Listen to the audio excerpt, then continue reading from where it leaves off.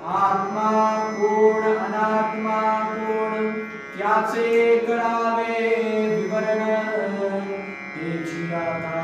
निरूपण सावध ऐका श्रीराम चारी खाणी चारी वाणी 84 लक्ष जीव प्राणी संख्या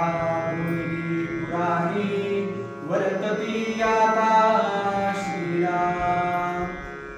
मुळी जे राहिली वृत्ती